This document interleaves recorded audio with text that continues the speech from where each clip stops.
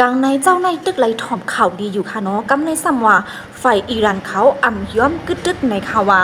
ลองอันจอมจึงอเมริกันโดนัลด์ทรัมป์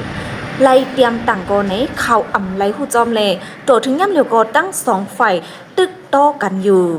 ยังอันจอมจึงอเมริกันโดนัลด์ทรัมป์เต้ใครให้ตั้งสองฝ่ายกึดตึกกันในเขาตั้งเศร้าสี่โจมองกุยกาไว้หลังทรัมป์ไล่ออกลิกยาวฝ่ายอิสราเอลไล่ผุยนาซึกตึกอิหร่านเฮาแหงมาแทงลูกกวนค่ะออในเขาตั้งเศร้าสี่ตัวมองในทางอัมมีลองแหลกลายฝ่ายอเมริกันก็เดมีเพียนกันตาเดเขาตึกแทงอยู่อ่ำห่างค่ะนะไว้หลังทรัมป์ไล่เตรียมต่างลิกจังนั้นยาวก่อไหนขันค้ำลุมฟ้าก็ไล่ตกลงมาเลยไหนอันลงทุนจะไหนก่อไหนไล่กาขึ้นมากขึ้นจังไหนค่ะนะ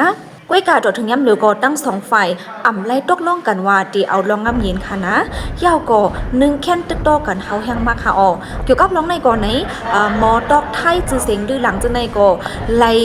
ห่อไว้ค่ะเนาะเกี่ยวกับลองการเมืองปังตึกซึกเสือในค่ะเนาะนึ่งแค้นตีเฮาแห้งมาทางนี้ค่ะอ๋อเกี่ยวกับลองตั้งอันในได้ก่อนไหนเมื่อผู้ค่ะนะคาตีมฮูบโหย้อยมันสีตีมาต่อไต่ไข่นี้พี่น้องเฮาเขาทางค่ะ